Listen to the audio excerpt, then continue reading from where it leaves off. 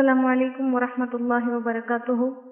الحمد للہ کفا وسلام علی عبادہ الذین اصطفى، اما بعد فقد قال اللہ تبارک وتعالی فی کلامہ المجید والفرقان الحمید، اعوذ باللہ من الشیطان الرجیم، بسم اللہ الرحمن الرحیم، وَلَقَدْ يَسَّرْنَا الْقُرْآنَ لِلذِّكْرِ فَهَلْ مِن مُدَّكِرٍ۔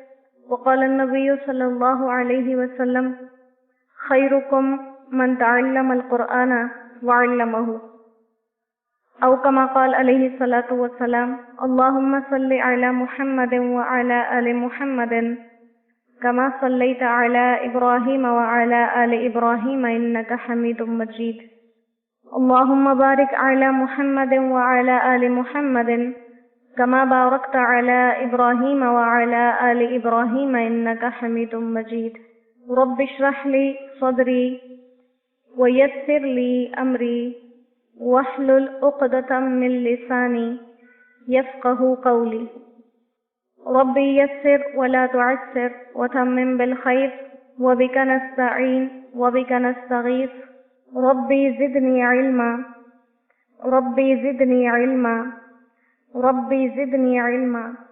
الحمدللہ، اللہ پاک کے فضل اور احسان سے ایمان کے ساتھ ایک نئے دن میں کلام پاک کے ساتھ بیٹھنے کی توفیق اللہ سبحانہ و تعالیٰ نے عطا فرمائی ہے، اور یہ توفیق دے دینا اس کی شان کریمی کا انسانوں پر بہت بڑا احسان ہے۔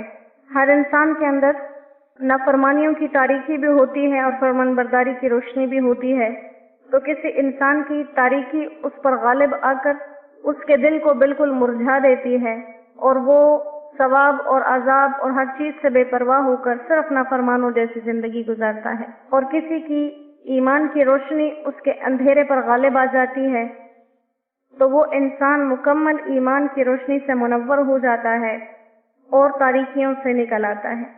دنیا میں آنے میں ہر انسان اپنی بھلائی کا تصور لے کر آتا ہے کہ وہ جو کرے اچھا کرے، اس کے ساتھ جو ہو اچھا ہو۔ پھر اس اچھائی کے معیار کے لیے ہر انسان کی سوچ الگ ہے۔ ایک چیز جو کسی ایک انسان کی نظر میں اچھی ہے، وہی چیز کسی دوسرے انسان کی نظر میں بالکل خراب ہے۔ ہر انسان کا سوچنا سمجھنا دوسرے انسان سے مختلف ہوتا ہے، تو جس انسان کی سوچ کو اللہ سبحانہ و تعالی ہدایت کے راستے پر ڈال دے، اس سے زیادہ بہترین انسان کوئی نہیں ہے۔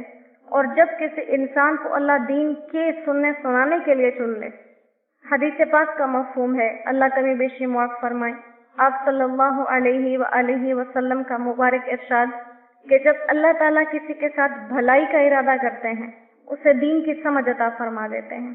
تو یہ اللہ سبحانہ و تعالیٰ کی بہت بڑی عظیم نعمت ہے کہ کسی انسان کو اپنے ساتھ جوڑ لے، یا کسی انسان کو اپنے کلام کے ساتھ جوڑ لے، کسی انسان کو نمازوں کے ذریعے اپنی طرف متوجہ کر لے اور اس کے اندر کی تاریکی کو ختم کر کے روشنی میں بدل لے۔ اللہ نے جتنے انسانوں کو دنیا میں بھیجا ہے، رزق کا وعدہ اس نے اپنے ذمے لے رکھا ہے کہ رزق دینا سب کو میرا کام ہے، لیکن ہدایت کی ذمہ داری نہیں لی کہ سب کو ہدایت بھی دوں گا۔ ہدایت کے لیے دو طریقے ذکر کیے قرآن کریم کے اندر، اللہ یجتبی الیہ من یشاء ویہدی الیہ من ینیب۔